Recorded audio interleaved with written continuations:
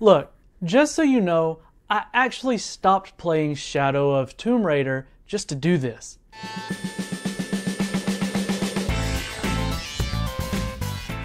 Alright guys, so we just got in the RTX 2080 and 2080 Ti, so I'm going to jump out of the way and we're going to go take a look at the cards and recap the specifications. Alright guys, so we're going to kick things off here with the RTX 2080. Alright, so there's the card, obviously, on the top here, but what is this on this side here? It's a little box.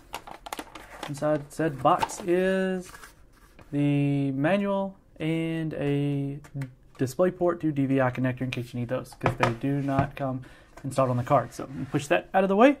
But hang on just a second here. I guess it's dead.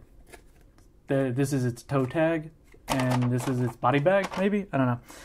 But sorry about the sound of that cellophane wrap. Let's go ahead and get it out of the way here. This is kind of nice-ish.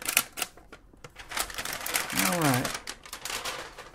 Now that that's out of the way and we can hear things, we'll get back to looking at the card. So here is the RTX 2080, at least the cooler. So you get a good look at it. It's you've probably already seen it before. It's very nice, very clean, very weighty, just like everybody talks about. Nice reflective GeForce RTX logo. Actually looks like chrome when it's not turned on. I'm gonna hold it like here so you can see off into the heat fin stack. Silver on the back, 6+8 pin with the little 2 blocked off. Not sure how I feel about that. I usually like the pins being all next to each other, so if you're using like braided cables, you can see that. I/O is just as expected. DisplayPort, HDMI, DisplayPort, USB Type-C for virtual link and display out, and another DisplayPort. Let's set it here. Let's go look through the specifications right quick of the card. So the RTX 2080 has 46 SMs, which comprise of 3,844 CUDA cores, 368 tensor cores, 46 RT cores, 184 texture units, 64 ROPs, capable of 8 gigaраys per second, a GPU boost clock at 1800 megahertz, memory clock comes in at 14,000 gigabits per second, and an 8 gigabyte capacity with a 256-bit bus, resulting in a 448 gigabytes per second of memory bandwidth. And that comes in at a 225 watt TDP. So that is the RTX 2080 in a nutshell. I'm going to set it here in its little stand, which is quite nice. And let's take a look at the Big Daddy.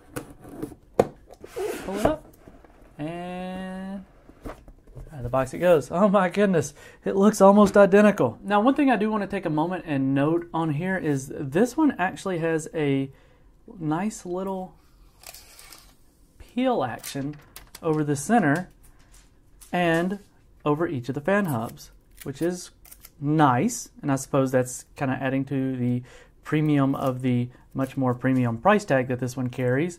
But overall, the design is almost identical, except here, obviously, it has an 8+8 design.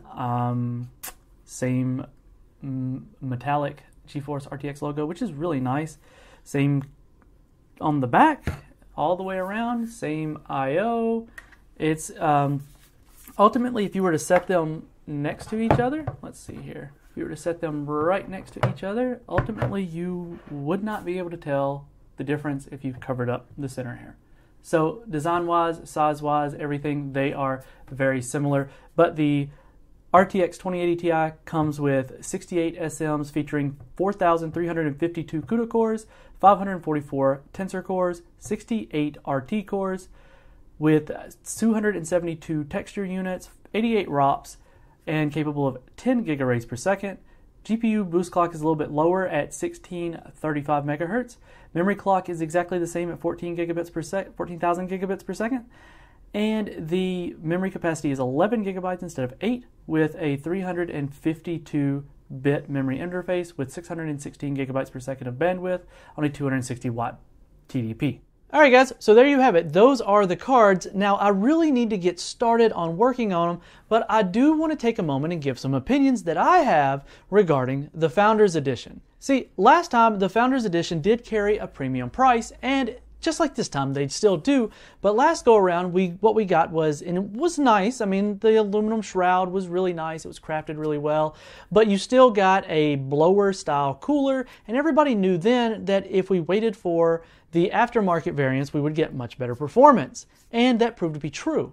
This time with the Founders Edition, they're at least giving you a quality, high premium cooling design for that price that you're paying. So I don't want to not, now the price is a whole different story, but the premium is what I'm talking about over the, well, what they are considering the reference design is at least somewhat justified in the build of it. So that is really good to see. But as far as how the thing performs, well, I'm about to get into that one and I'm going to find out. So stay tuned here for the upcoming video. I'm not entirely sure how the review is going to pan out, but we do have a full written review in the works. So stay tuned and we'll get you guys that information as soon as the embargo's up. This has been Keith with WCCF Tech TV. Make sure you're subscribed and you've hit the notification bell so that we don't miss you in the next one.